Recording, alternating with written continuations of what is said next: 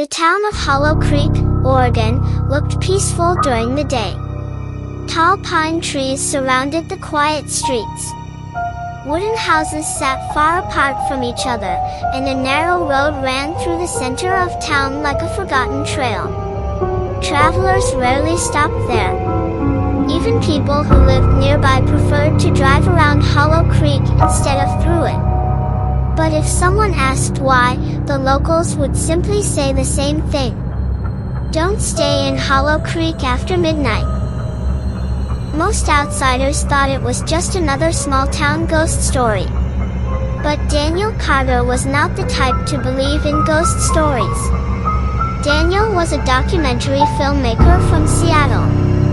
He ran a small YouTube channel that explored strange locations across America, abandoned hospitals, haunted forests, forgotten towns. Most of the time he found nothing but dust and broken buildings. But the stories still attracted viewers. One evening, Daniel received an email from someone named Martha Lawson, a resident of Hollow Creek. The message was short. If you're looking for something real, come to Hollow Creek. But bring a camera, and don't ignore the lights. Daniel smiled when he read it. Perfect content. 2 days later, he drove south toward the small town. Arrival.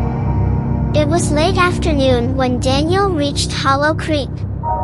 The sky was cloudy, and a cold wind moved through the tall trees.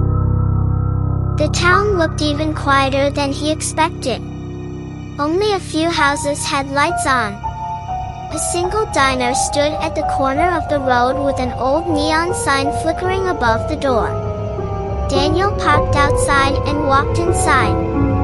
A bell rang as the door opened.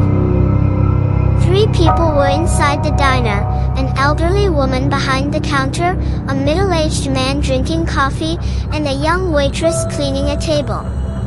They all looked up at Daniel. Passing through? The man asked. Daniel smiled and pulled out his camera bag. Actually, I'm here about the stories. The man's expression changed. What stories? The lights in Hollow Creek.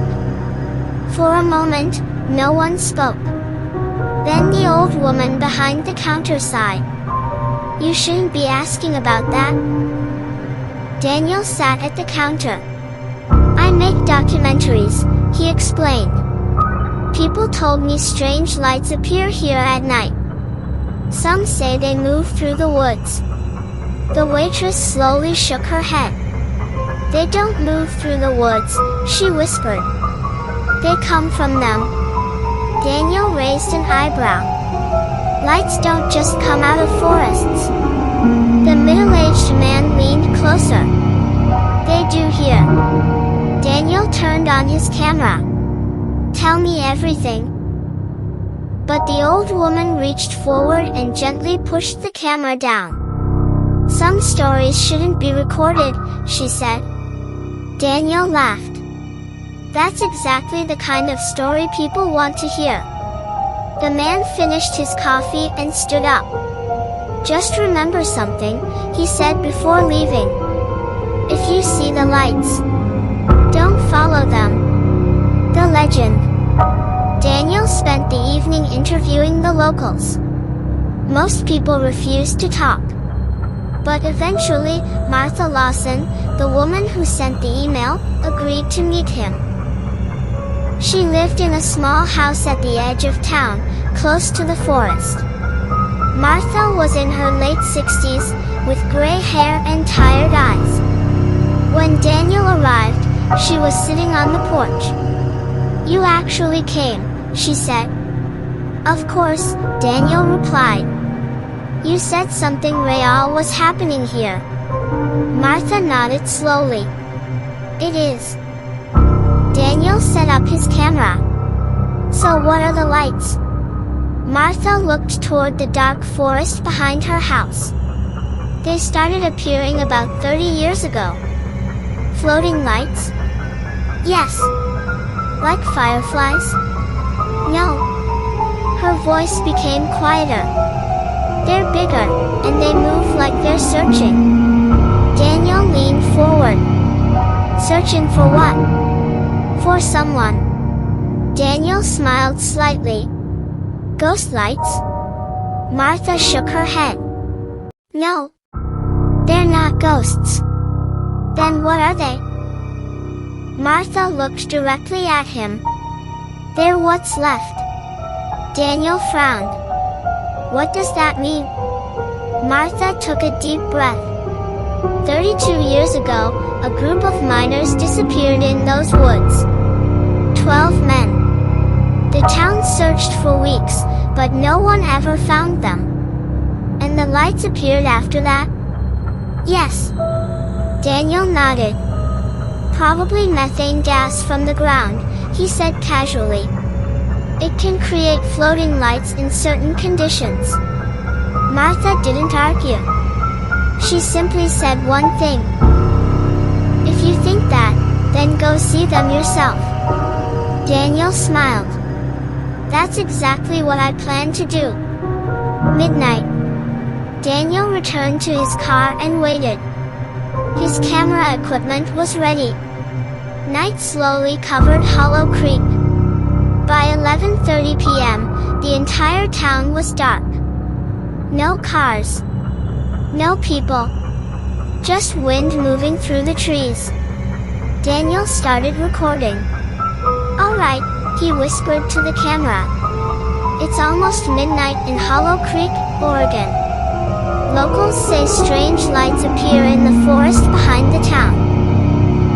He turned the camera toward the woods. For now, nothing. Minutes passed.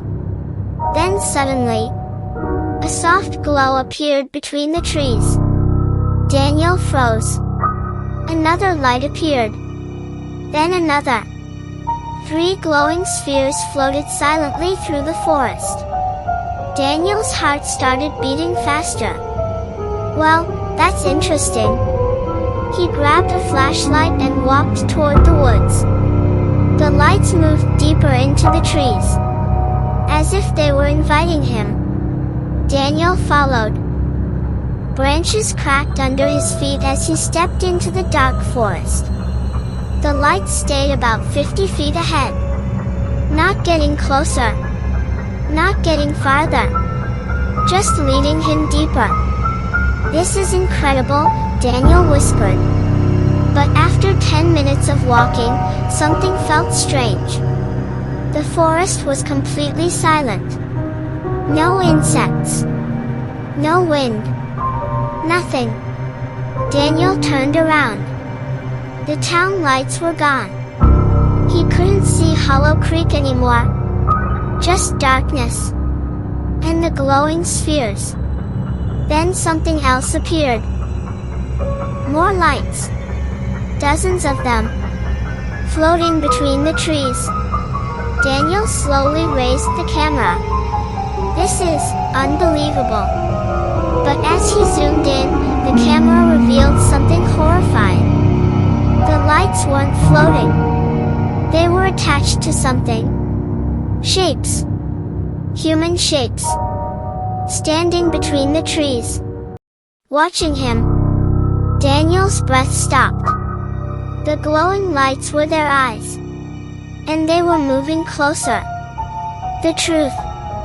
Daniel backed away slowly. Okay, this isn't funny. The shapes stepped forward. Their bodies looked thin and twisted, like shadows made from smoke. Their eyes burned with pale white light. Daniel turned and ran. Branches scratched his arms as he sprinted through the forest. Behind him, the lights followed. Not fast, but constant. Always the same distance away. Daniel finally reached a small clearing. In the center stood an old wooden structure. A collapsed mining entrance. Daniel realized where he was. The missing miners. This was their mine. Suddenly, the lights stopped moving. They gathered around the mine entrance. Daniel watched in horror as the shapes slowly formed clearer bodies. 12 figures, standing in silence. Their faces were pale and hollow, their eyes glowing. Then one of them stepped forward. Its voice sounded like dry leaves scraping together. "Why did you come here?" Daniel couldn't speak. "We waited," the figure continued, "for someone to find us." Daniel's voice shook. "You're the miners?" The figure nodded. "We were trapped. The tunnel collapsed. We called for help. No one heard us. The lights in their eyes flickered. So we stayed." Daniel's heart pounded. "You're ghosts." The figure tilted its head. "No. We're what remains of those who were forgotten." Then the figure stepped closer. "You followed the lights." Daniel nodded slowly. "That means..." The creature's glowing eyes brightened. "You will stay." Daniel suddenly realized something terrifying. The lights weren't leading people away. They were bringing them here. Escape. Daniel ran again. This time, the lights chased him. Fast. The forest twisted around him as he ran blindly through the trees. Branches hit his face. Roots tripped his feet. But he didn't stop. The glowing lights closed in from every direction. Then suddenly, he saw a house. Martha's house. Daniel burst through the yard and collapsed on the porch. The lights stopped at the edge of the forest. Watching. Martha opened the door. "You saw them," she said calmly. Daniel struggled to breathe. "They tried to keep me there." Martha nodded. "They always do. Why didn't you warn me?" "I did." Daniel looked back at the forest. The lights slowly disappeared into the trees. "Why are they still there?" he whispered. Martha looked toward the darkness. "Because no one ever brought them home." Daniel frowned. "What do you mean?" "The miners' bodies were never recovered," Martha said quietly. "They're still buried in that collapsed tunnel." Daniel understood. "They want to be found." Martha nodded. "Until then, the lights will keep searching." The last recording. The next morning, Daniel left Hollow Creek. But before he drove away, he recorded one final message. "If anyone is watching this," he said to the camera, "the lights in Hollow Creek are real." He paused. "They're not ghosts. They're memories." Then he added something else. "And if you ever see lights in the woods, don't follow them. Because somewhere in the forest behind Hollow Creek, the lights are still waiting. And every once in a while, they find someone new to bring back to the mine."